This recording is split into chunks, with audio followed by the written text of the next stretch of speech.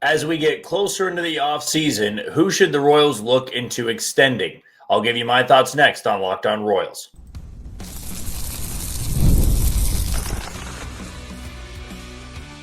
You are Locked On Royals, your daily Kansas City Royals podcast. Part of the Locked On Podcast Network, your team every day. You are tuned into another edition of Locked On Royals in the Locked On Podcast Network. I'm your host, Jack Johnson, and you can find me on Twitter at JohnnyJ_15. That is at JOHNYJ_15. You also can catch us on wherever you listen to podcasts. That can be Spotify, Apple Podcast, Amazon Music, Google Podcast, Odyssey, and YouTube. Just be sure to hit the follow button and subscribe. For you first-time listeners wondering how this channel works, I bring you episodes Monday through Friday, 30-minute episodes in length, and a reminder that tomorrow will be a Mailbag Friday, so get your questions in below on this YouTube video, and you can always send them directly to my Twitter handle as well. We also have the Locked On Royals postcast, which is hosted by Chance Lebo, and he comes to you live for about 15 to 20 minutes after each and every Royals game. Before we get started, I want to tell you that today's show is brought to you by Monarch Money. Take control of your finances with Monarch Money and use code LOCKEDONMLB at monarchmoney.com for 50% off on your first year. I wanted to do this first segment tonight because, or at least I wanted to do it a certain way tonight because I've been getting so many questions in Mailbag Fridays about contract extensions. Who would I extend? Who are the likeliest extension candidates if I'm hearing anything about extensions happening? And I thought it would be a good time, with it being the off day, with us now a full day and a little bit removed from a crushing loss yesterday to Washington, and still, a little under 24 hours away from the White Sox series beginning. Thought it'd be a good time to look ahead to the offseason, because whether that ends for the Royals at the end of September or it ends a little bit later than that, the offseason is closer. It's closer than it was a month ago, 2 months ago. We all know that to be the case. And though a big focus of the offseason will be about adding a legitimate bat, it was the same, the offseason last year where you had to go and add to the offense. But I will say it'll be slightly different because whereas last year, a big priority was keeping Michael Wacha and then also going out there and finding a leadoff hitter. They wanted Jonathan India, and now Jonathan India is not even their leadoff hitter anymore. It's Mike Yastrzemski against righties, and it's Michael Garcia against lefties. So I would imagine going into this offseason, they're going to have to make some tougher decisions on who really can be a part of their 26-man roster and who's going to be in their rotation, who's going to be in their bullpen. And I would throw out a guess that they are going to land one big bat in free agency. Now, maybe I should take a few steps back and open it up to the possibility of a trade, but I'll just go out there and say I think it's going to be free agency just because trades are really hard to pull off. And if you're going to go get a big bat, it's easier to do it in free agency than it is via trade. So let's kick things off here and talk about a few players that I believe will get handed an extension. And I probably should say, too, that I'm not picking extensions where there's going to be a cheap upgrade. If they're making, arbitration money and then they're going to be making a few million more than that. That's not what I'm going to be getting at here. I'm more so talking about big time extensions to keep homegrown players here or guys you acquired that you want to keep long term. So the first one that comes to mind, because I feel there's a list of guys that constantly come up on a Mailbag Friday. That would be Michael Garcia. That would be Vinny Pasquantino. That would be Chris Bubich. That would be Jack Caglione. And I'm sure that, Cole Reagans can be floated out there as well because the extension he got bought out the last couple of years of arbitration. But we can also go over if he's going to get one or not in a bigger contract extension than that. When we really look at what Seth Lugo got with his extension, will Cole Reagans get something similar to that? So I want to start it off with Michael Garcia. He has been not only one of the best players on the Royals, he's been one of the better players in baseball this year. You can make a very strong case that he is a top 15 player in all of baseball. You really could. He's a great defender over at third base. He has been a 300 hitter for the majority of this season. He's got some speed so he can steal bases. I mean, everything that he's done has been everything the Royals could have hoped for and then some. Maikel Garcia was such a raw prospect. And when he first broke into the league, you saw the tools were there. You saw that this type of season was possible. He just had to put it all together. Where I would hesitate is that he's done this one time. So if Maikel Garcia were to do this next year, I believe it's a no-brainer at that point. I understand the price tag goes way up, which is why when we talk about extensions, especially in small market clubs, you kind of have to gamble a little bit.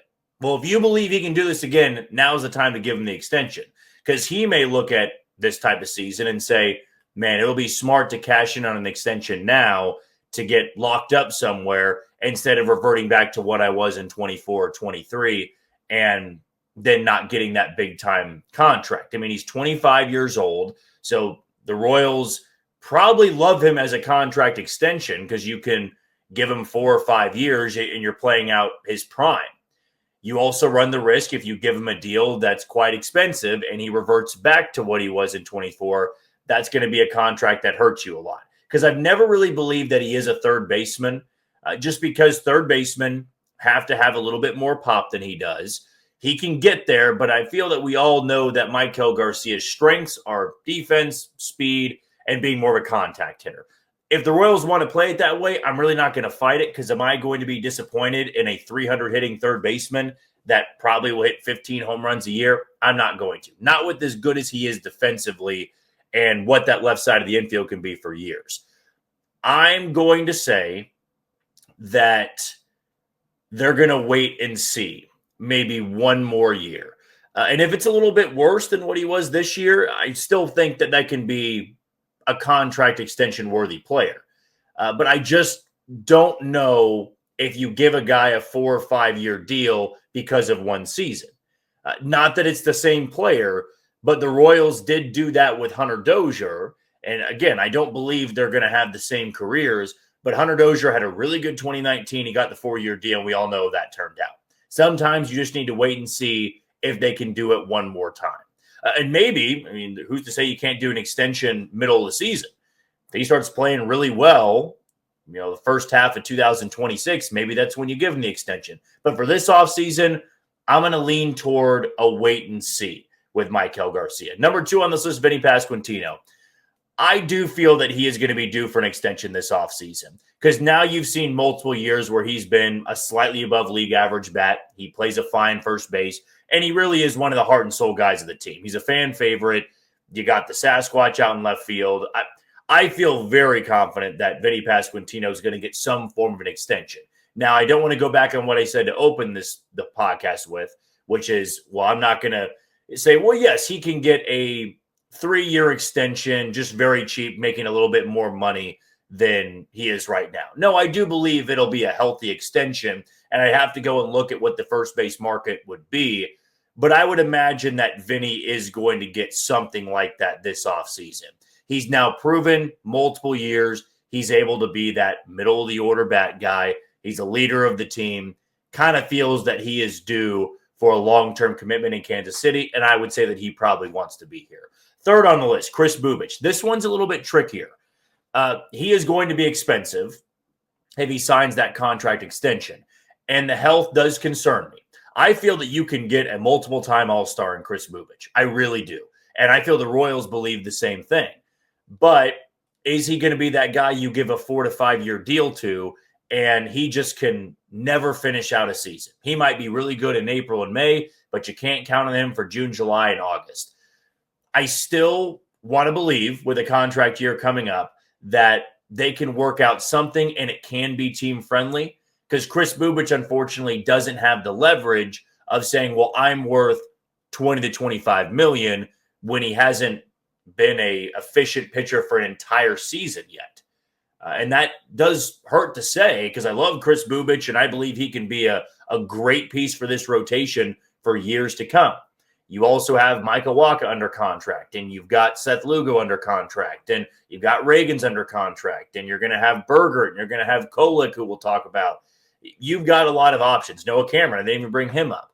So with Kris Bubic going into a contract year, who knows? Maybe it's one of those situations where you try to look into trading him, instead of giving him that extension. So like Maikel Garcia, it would be more of a wait and see. I got to see you do this again.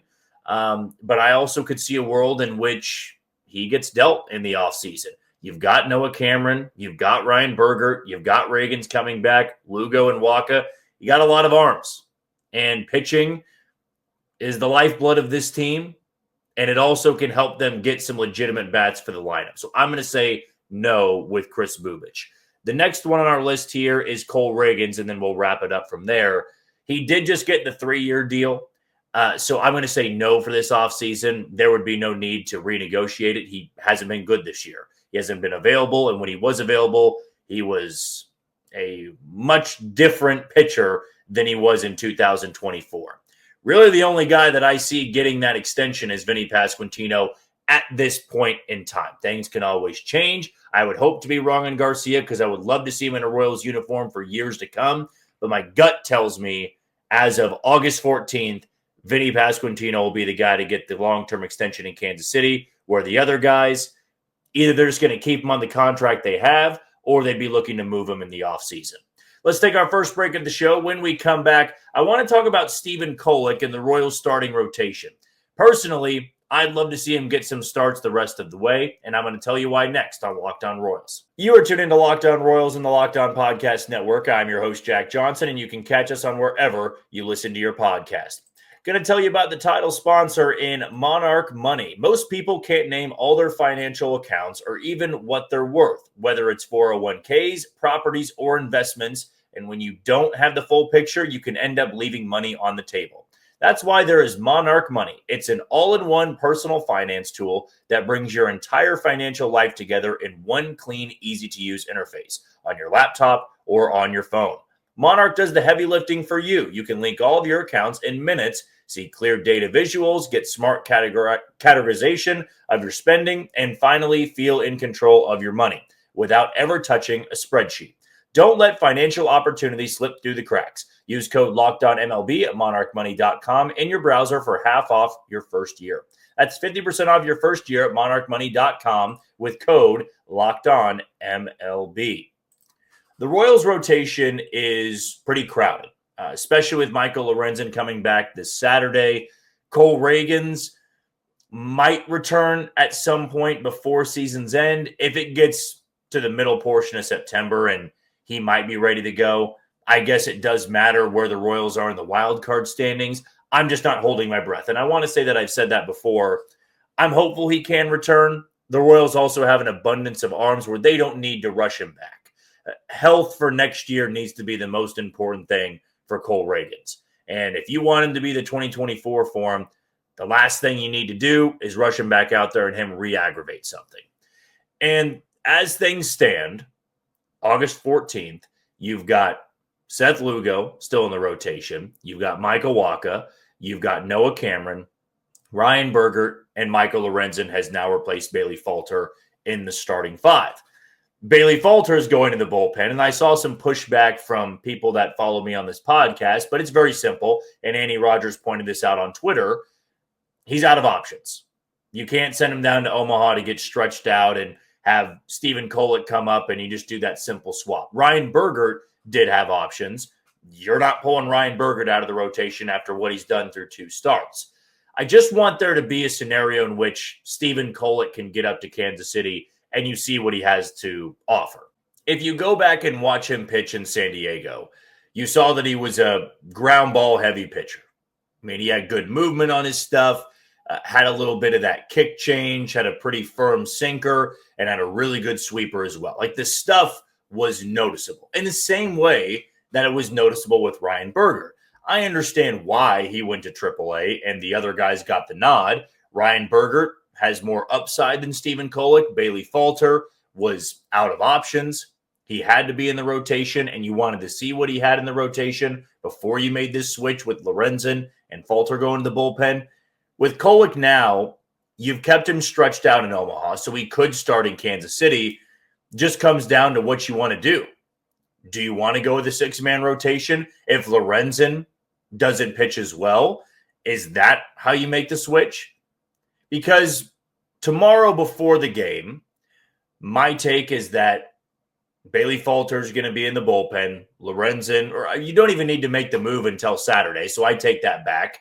After the game tomorrow night, and maybe sometime in Saturday afternoon, we'll get the official announcement that Michael Lorenzen has been activated. He's making the start that night. Luinder Avila is going to get optioned back down to AAA, even though I really liked his stuff in his big league debut on Wednesday afternoon. And Bailey Falter will be in the bullpen. Those will be the switches they make. Stephen Kolek is a righty. Makes it a little bit more difficult when you're looking at the bullpen. If he was a lefty, it'd be easy to swap him and Sam Long out. Sam Long, I believe, is out of options. That's why he stayed around for multiple months now. He has been better, so I'll give him credit there. But if Stephen Kolek was dominating and you had room for another lefty in the bullpen, it would be a simple switch. But since he's a righty, you're really going to have to think hard about who you'd replace him with. And you also want to keep him stretched out in the rotation. Either he's got to be starting in Omaha or he's got to be starting in Kansas City. That's why I believe a six-man rotation might be the better plan here. You would still need to switch around somebody in the bullpen. Somebody's got to go back down to AAA, and who would that be? I understand injuries can happen, and they've been piling up for the Royals. That would be the better solution, though, of just being able to make that switch and nobody's going on the shelf, nobody's going on the IL. I just want to see what he has. We actually have seen what he has. He was pitching for a really good San Diego team, and that's why I almost wanted him to get the nod right after the trade. I really wanted all three of them to be in Kansas City. I knew, though, that they had to have all of these guys starting, and there just wasn't enough spots for three guys to be joining the rotation unless they wanted to go with a six-man right off the bat. In September, and with what we've seen from Seth Lugo, maybe needing more time, needing an extra day of rest, maybe all of these guys need an extra day of rest. I wouldn't hate it whatsoever. I really would not. You get to see a little bit of Stephen Kolek. I believe he can help this team. I believe that his style, playing to the Royals defense, can really be good for a fatigued rotation and at times a fatigued bullpen. And with 40-ish games to go, and it's going to be a little bit under that at this series end on Sunday or the series finale, I want to see Stephen Kolek at some point. And I don't want to have it fall on somebody getting hurt. I don't want to see that again. I don't want to see somebody wind up on the 15-day IL and you're constantly having to just put a Band-Aid on the rotation. The good news is I don't view Stephen Kolek as a Band-Aid. I view him as somebody that can be a long-term solution for the Royals. And that's why I want to circle back to the first part of our segment today, which includes Kris Bubic. Kris Bubic was an all-star this year, phenomenal stuff, and just never really showed any signs of having that injury until the final start or two of his season. Now, he said he had been battling it, and that did concern me more, and that's why my mind has changed a little bit on what you do with Kris Bubic long-term. Because if this is a guy who is pitching hurt and has had Tommy John before and now has had this injury, is he going to be the same guy next year? That's always going to be an up-in-the-air thing. But the Royals made these moves for these starters to have depth, to ensure that if they traded somebody, they could have legitimate pieces to work with. Ryan Bergert already looks like that guy. I'm not ready to punt on the idea that Bailey Falter could become something. I'm just higher on Stephen Kolek. And you've already got two lefties that'll be in the rotation next year, and Cole Reagans and Noah Cameron. You're going to have Michael Wacha back. You're going to have Seth Lugo. There's four guys. Ryan Bergert can be that fifth guy. And maybe it can be Stephen Kolek as your swing guy. You needed a swing guy for a large portion of this season. You're not always going to want to count on that guy to make 15 to 20 starts. But if you were to count on him to throw 5 or 6, Stephen Kolek, I believe, gives you the best chance to survive an injury. I really do. I liked his stuff in San Diego, and clearly San Diego had a lot of hopes for him as well. And when the Padres made that trade, as great as Freddie Fermin had been, or has been, I should say, And as much of a fan favorite he's already become, those were two pitchers they didn't want to give up for a reason. They thought those two guys could be great pieces for the Padres rotation now and moving forward. For the Royals, it should be the same thing. Now, Michael Lorenzen deserves to start on Saturday, and as long as he's healthy and pitching well, I'd keep him in that spot. This is more so about seeing what Stephen Kolek has and making sure that the rest of your rotation can stay rested. I mean, it feels that they are hanging on by a thread a little bit. You're getting consistent outings from Noah Cameron. You're getting the same from Micah Wacha. But at some point, just odds are going to tell you those guys are going to struggle too. Noah Cameron's never been a full-time starter at the big league level before. And he'll probably surpass 100 innings tomorrow night. And you still have another month and a half to go. As we've seen before, those guys that have never done it, you need to make sure they're taken care of late in the season. I believe bringing Stephen Kolek up to Kansas City, maybe during roster expansion, I didn't even talk about that. For the September call-ups, I'd want him to be the guy. And if he's out of the bullpen, fine. Or if he's making starts, I just want to see him in Kansas City and showing what he can do for this team now and moving forward. We'll take our final break at the show. When we come back, let's preview an upcoming series with the Chicago White Sox. That's next on Locked On Royals. You are tuned into Locked On Royals and the Locked On Podcast Network. I'm your host, Jack Johnson, and you can catch us on wherever you listen to your podcasts. Want to tell you about 5 Hour Energy. Time to fuel up and turn it up with 5 Hour Energy Transfusion. This grape, ginger, and lime flavored shot brings the iconic taste of a golf course favorite to a non-alcoholic boost. Perfect for singing birdies or making great memories with friends. It's a hole-in-one for your energy game. Whether you're out on the course or just need a little extra push to power through your day, 5 Hour Energy Transfusion delivers the clubhouse flavor you love without ever leaving the green. Golf is all about the good times with good people and good flavors. The grape, ginger, and lime flavor of 5 Hour Energy Transfusion gives you the best parts of your clubhouse go-to without leaving the course or chasing down the bev cart. Now you can amp up the fun even more. Just buy, snap, and enter for a chance to win a dream golf trip for 2 to any golf tournament in the U.S. Tee up that trip. Visit 5hewin.com for full rules and entry. No purchase necessary. Excludes the Masters tournament, and it ends on Halloween, October 31st, 2025. Let's look ahead to a 3-game series with the Chicago White Sox, who come into Kansas City 44-77 on the season. The Royals 60-61, still trying to get over 500. And we discussed this yesterday. It's got to be a sweep. That's my take. I believe this late in the season, already middle of August, you've got Texas in town right after this to wrap up the 10-game homestand. You didn't sweep Washington. You took the series, and that's fine to take the series if you sweep Chicago. If they would have swept Washington, I would have been talking into this camera saying just take 2 or 3. Would be nice to sweep them, but the goal, in my opinion, is a 7-3 homestand. Would absolutely be thrilled with 8-2, but where they stand 2-1, if you swept Chicago, all you have to do then is split with Texas and have the upside of, taking 3 out of 4 from the Rangers. But first things first, you got to take care of business with the Chicago White Sox. And the same thing we said about Washington, this is a bad baseball team that you just have to take care of. You can't overlook them. There are talented players in this lineup, young, hungry, and inspired players that can sneak up on you in the same way it was with Washington. They had some guys in that lineup that were not world beaters, but they came through when it mattered, and especially were able to do that in the series finale on Wednesday. Now, for Friday, it'll be Noah Cameron going for the Royals, and truth be told, is there anybody in the rotation that you trust more than Noah Cameron to take the ball every 5th day?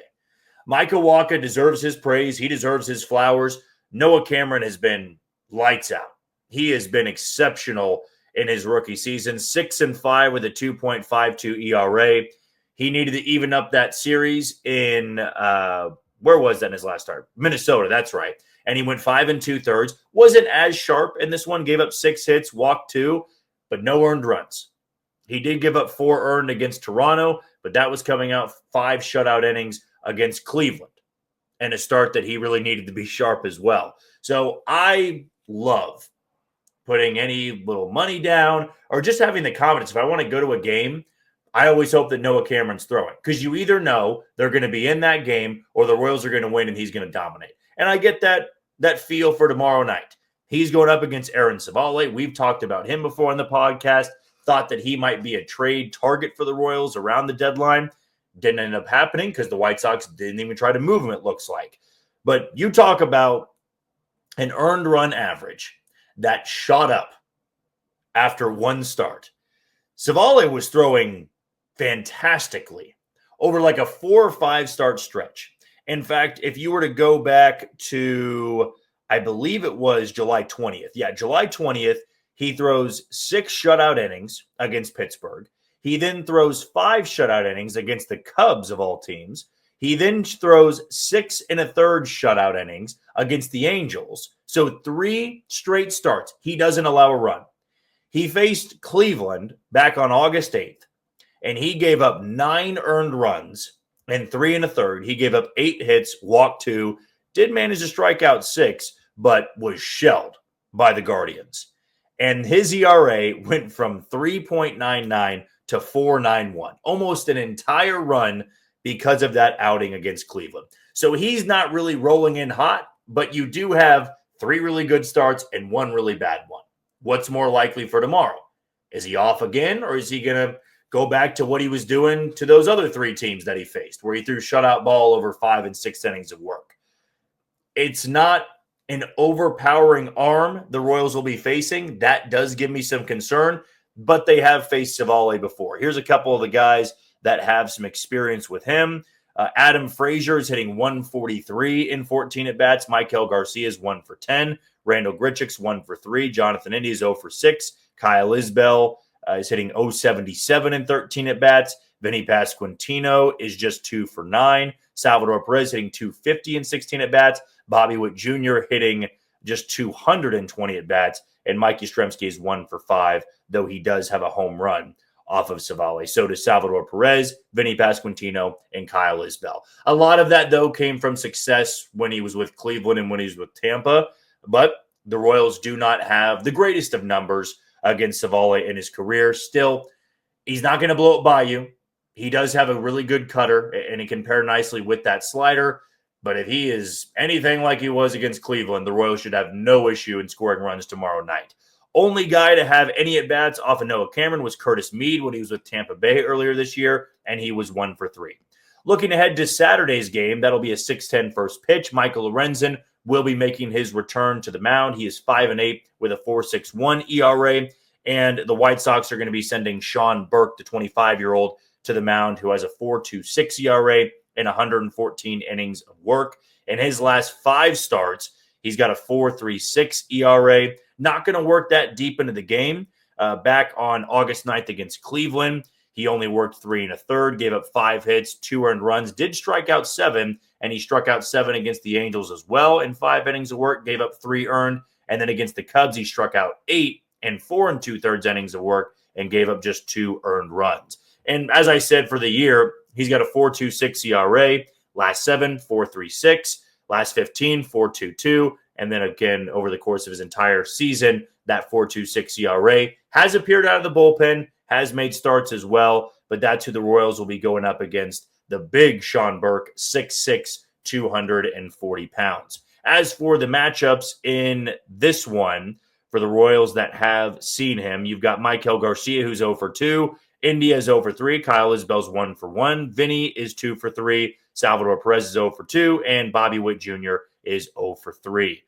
You do have Andrew Benintendi against Lorenzen, who's hitting 0.91 in 11 at-bats. Luis Robert Jr. is hitting 2.31 in 13 at-bats. And everybody else in the lineup doesn't really have more than 2 or 3 at-bats against Michael Lorenzen in their career.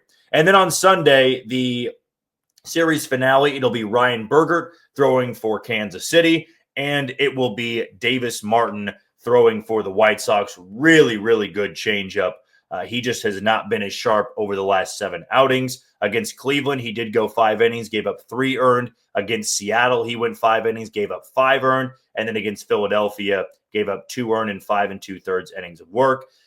does have some command issues from time to time. He walked 3 against Cleveland, walked 3 against Philadelphia, and he did have a good start to the season.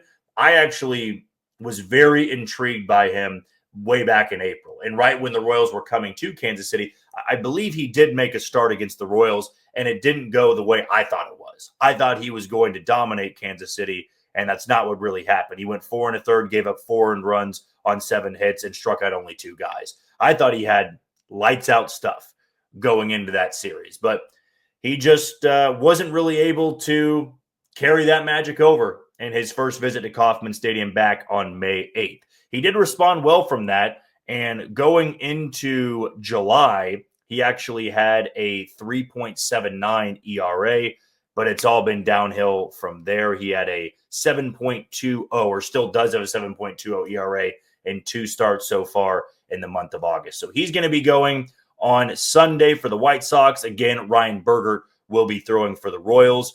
As for the matchups in this series, Vinny Pasquantino hitting 429 off of Davis Martin in 7 at-bats. Salvi's hitting 375 and 8 at-bats. Bobby Witt Jr., 273 and 11 at-bats. And then not much familiarity after that. And nobody on the White Sox lineup, or on the White Sox roster for that matter, has seen Ryan Bergert. So that will be the series finale on Sunday, and the Royals will immediately turn around and face the Rangers right after that.